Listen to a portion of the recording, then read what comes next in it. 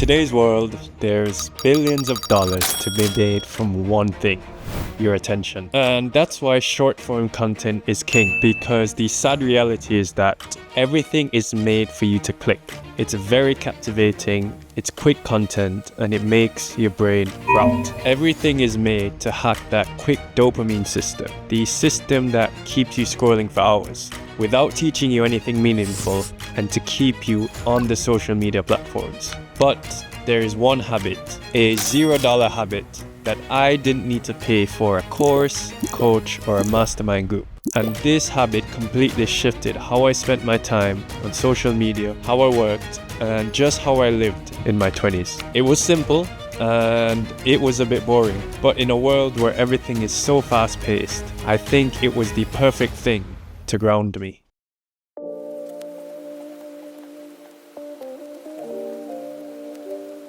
Chapter 1. Life before the habit. So when I graduated university and I started to work full-time, I thought I had everything figured out. I had a degree, a job, and a stable path, but I always felt like something was off. It almost felt like I was overly ambitious without the proper direction. I was wired to build something, but I didn't know what I wanted to build. So that wasn't the problem. The problem was that everywhere I turned, someone was telling me what success looks like. Social media was trying to tell me hustle culture is the way.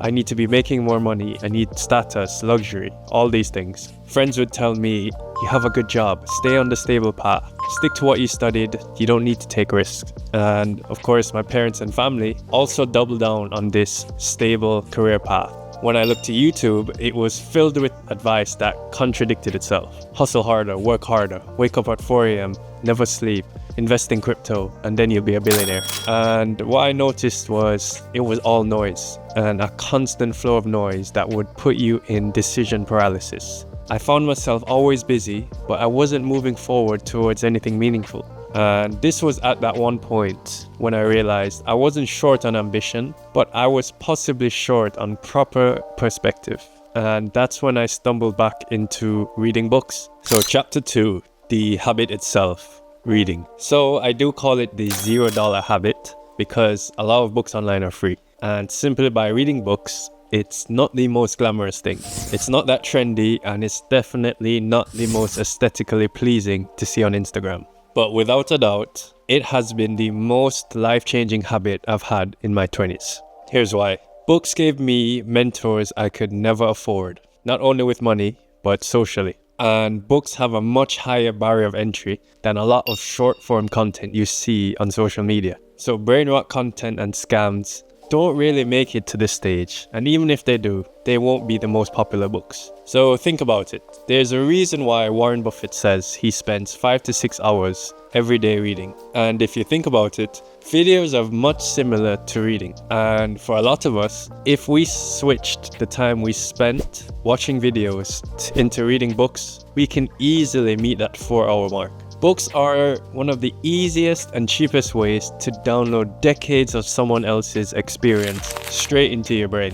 I started with books like The Psychology of Money, Rich Dad, Poor Dad. Then I moved to biographies, productivity, philosophy. There's so many different genres of books out there. And every time I picked up a book, I felt like it was almost like a one-on-one conversation with someone who's already made the mistakes that I was gonna make. Or I was jumping into the mind of someone more interesting, smarter, or braver than me. And that's when reading didn't just become another habit I wanted to do, but something I actually enjoyed. And in my 20s, it became probably one of my biggest advantages. Chapter 3, how reading actually changed my life. So, how did reading actually change my life? The first and most important shift in my mindset was in my decision making.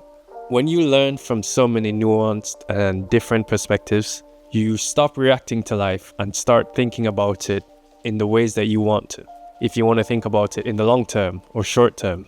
When everyone else is panicking over the biggest news at the time or the next new thing, I was asking myself, what did I want to do today that will matter in the next 5 years?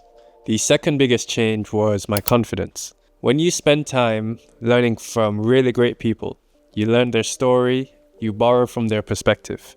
You start to think and learn in the minds of the person that you're reading the book from. And when you see sort of how these people think and the mistakes they made, you realize that maybe I can do some of these great things as well. And the third was direction. Reading helped me separate what I actually wanted versus what the world was shouting at me.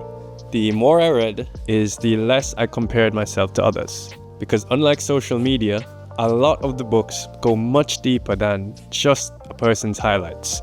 When you look at social media, you probably only see the most amazing parts of people's life.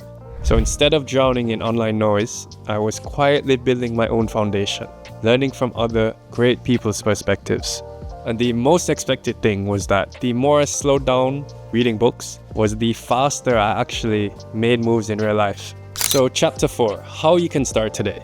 So now maybe you're thinking, I'm not a reader, or I don't have time to finish a book every week. Well, guess what? Neither am I, and neither do I. And honestly, you don't need to be an avid reader, or you don't need to love to read. Here's what worked for me when I just started. I picked a book I liked and just read 10 pages a day with a real physical book, and that was it.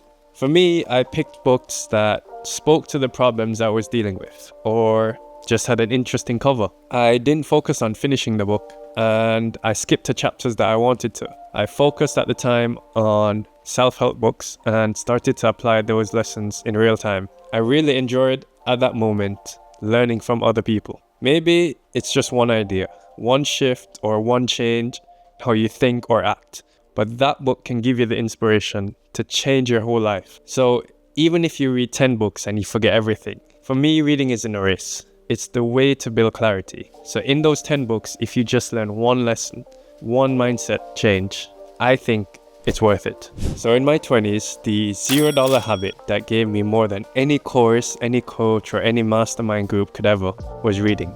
It gave me space, it gave me clarity, and it gave me calmness. It reminded me that growth didn't have to be loud, that sometimes the best investments were quiet.